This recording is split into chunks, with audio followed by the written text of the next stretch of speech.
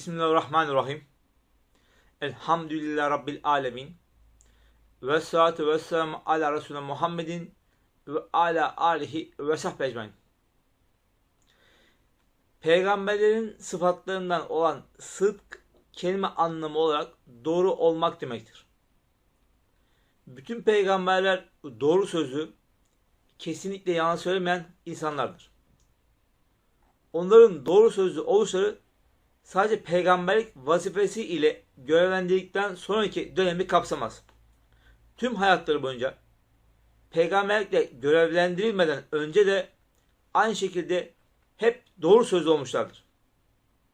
Aksi takdirde insanları Allah'a iman etmeye çağırdıklarında muhataplarının karşısında konumları doğru olmazdı. Daha önce yalan söylediğini bildikleri birinin bu defa yine yalan söyleme ihtimalini düşünüp peşinen ondan uzaklaşırlardı. Oysa bu Allah'ın peygamber göndermesindeki gayenin neticeye ulaşmasına zarar verirdi. O zaman da peygamber göndermekteki gaye ve hikmet gerçekleşmemiş olurdu. Sıdkın zıttı olan yalan söylemek, kizip, peygamberler hakkında düşünülemez. Bütün peygamberler peygamberlikten önce de sonra da yalan söylememişlerdir. Allah Kur'an-ı Kerim'de peygamberlerin yalan söylemelerine müsaade etmeyeceğini haber vermiştir. Eğer peygamber bize atfen bazı sözler uydurmuş olsaydı elbette onu kıskıvrak yakalardık. Hakka Suresi 44 ve 45. ayetler.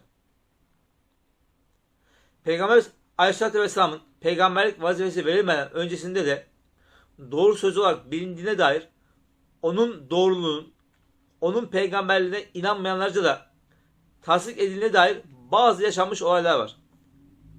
Bunlardan biri şöyledir. Peygamberimiz Aleyhisselatü Vesselam davetini ilk açıklamaya başladığı günlerde Safa tepesi üzerinde yüksek bir kayaya çıkarak Kureyşlere şöyle seslendi. Ey Kureyş cemaati!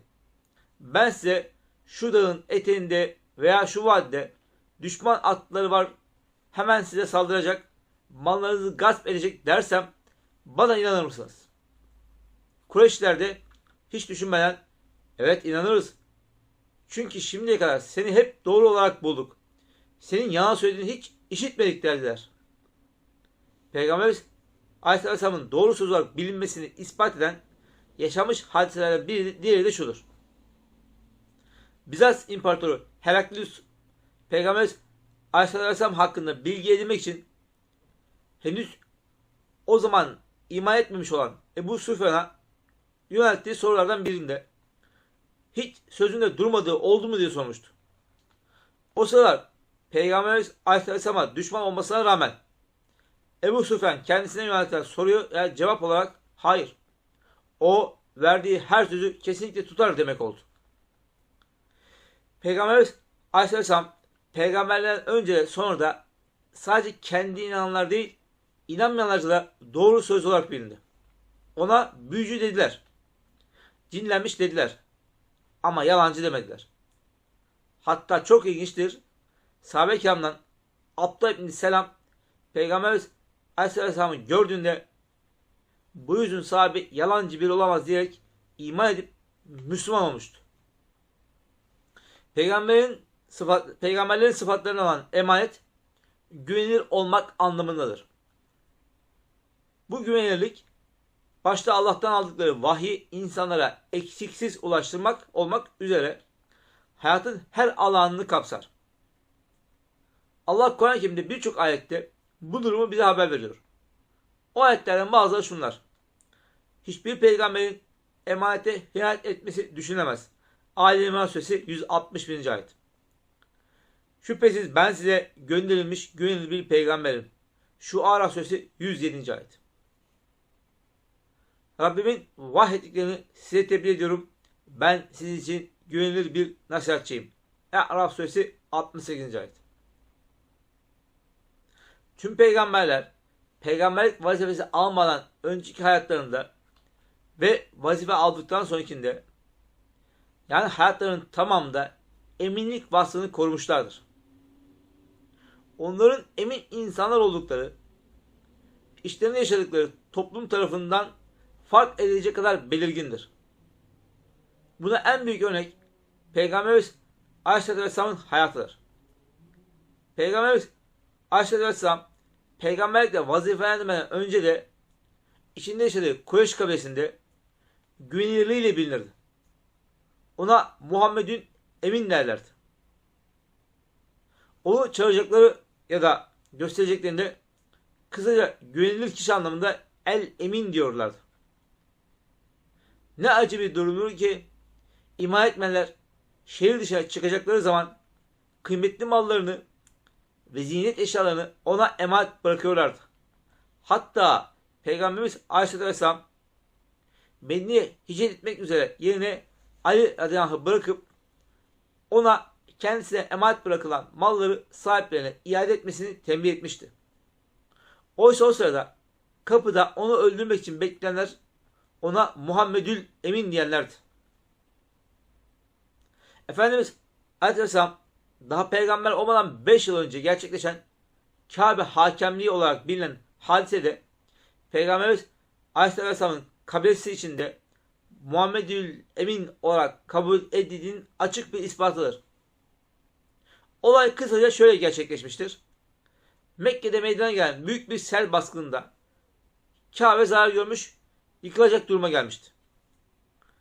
Kureyş'in bütün kabileleri anlaşarak Kabe'yi yıkıp yeniden inşa etmeye karar verdiler. İnşaat bitip de sıra Hacer-i Esved'i yerine yerleştirmeye geldiğinde kabileler arasında büyük bir anlaşmazlık çıktı. Olay o kadar büyüdü ki birbirleriyle savaşmak üzere yemin ettiler. Günlerce bu durumda kaldılar. En sonunda Kureyş'in en yaşlısı olan Ebu Ümeyye, ey kavmim, biz ancak hayır istiyoruz. Kötülük istemiyoruz. Siz bu hususta kıskançlık yarışına girmeyin. Bırakın mücadeleyi.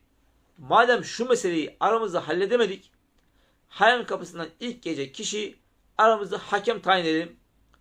Hükme de razı olalım diyerek elle Mescid-i Haram'ın Beni Şeyme kapısını gösterdi. Ebu Ümeyye sözünü bitirdiği sırada Efendimiz sallallahu aleyhi ve sellem Mescid-i Haram'ın kapısından girdi. Onu gören Kureyşliler birdenbire sakinleştiler. Çünkü hepsi onu Muhammedül Emin kabul ediyorlardı. Sonra hep bir ağızdan işte el emin aramızda onun hakem olmasına hepimiz razıyız dediler. Konuyu Peygamberimiz Aleyhisselatü Vesselam'a anlattılar ve çözüm bulmasını istediler. Peygamberimiz Aleyhisselatü Vesselam da her kabileden bir kişi seçti ve ridasını çıkarıp yere serdi. Sonra Hacer-i Esved'i ridasının üzerine koydurup seçtiği kişilerin her birine bir ucundan tutturdu. Böylece kavga etmeden Hacer-i Esved'i birlikte taşıdılar.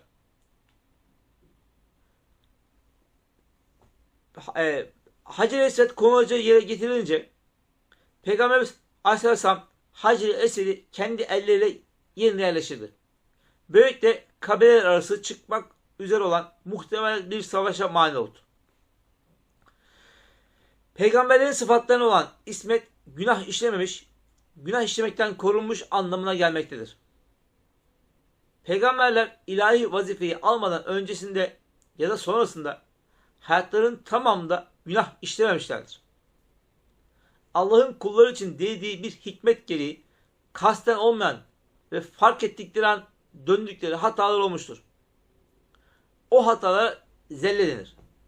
Zelle bir günah değil, en iyi olanı yapmak yerine yanılarak iyi olanı yapmaktır. Peygamberler zelle işlediklerinde de derhal Allah tarafından ikaz edildiler ve sonrasında hemen yaptıkları hatayı düzelttiler. Örneğin Yunus Aleyhisselam'ın kavminin tutumu karşısında Allah'tan izin almadan kavmini terk etmesi gibi. Yapabilecek en iyi davranışı bırakma durumu söz konusu olabilir. Böyle durumlarda Allah derhal ikaz ederek peygamberlerin hatalarını hemen anlayıp düzeltmeni sağlar. Kur'an-ı Kerim Yunus Aleyhisselam'ın bir zelle olarak başından geçenleri bize Enbiya suresi 87 ve 88. ayetlerde şöyle haber veriyor. Zünnun'u da hatırla. Hani öfkelenerek halkından ayrılıp gitmişti de kendisini asla sıkıştırmayacağımızı sanmıştı. Derken karanlıklar içinde senden başka hiçbir ilah yoktur. Seni eksikliklerden uzak tutarım. Ben gerçekten nefsine zulmedenlerden oldum diye dua etti. Biz de duasını kabul ettik ve kendisini kederden kurtardık. İşte biz müminleri böyle kurtarırız. Peygamberlerin ismet sıfatı vazifelerinin bir gereğidir. Hata edip günah işleyecek olsalar güven kaybederler ve örneklik vasıflarını yitirirler. Bu da tebliğ görevlerine zarar verir. İsmet sıfatına sahip olup günah işlemekten korunmuş olanları ile aynı zamanda zelle yapabilir olmaları bir çelişki değildir. Peygamberler için ismet sıfatına nasıl ki bir hikmet var, aynı şekilde zelle yapabilir olmalarında da farklı bir hikmet vardır. Peygamberlerin zelle yapabilir olmaları, onların insan olduğunun asla bağımsız bir güce sahip olmadıklarının, diğer insanlar ile aralarındaki farkın kendine vahyediyor olmasının ispatıdır. En ufak bir hata dahi işlemeyen peygamberi örnek al denildiğinde sürekli büyük hatalar işleyen insan kendisinden istenenin imkansız olduğunu düşünecektir. Ayrıca hiç hata yapmadan peygamber için insanüstü bir varlık terakkisi başlayacaktır. Oysa peygamberleri ufak hataları insanlar için bir rahmet vesilesi olmuştur. Çünkü insanlar onlardan her şeyi öğrendikleri gibi hata ettiklerinde ne yapmaları gerektiğini de öğrenmiş olurlar. Peygamberlerin sıfatlarında olan fetanet, akıllı, zeki olmak anlamındadır.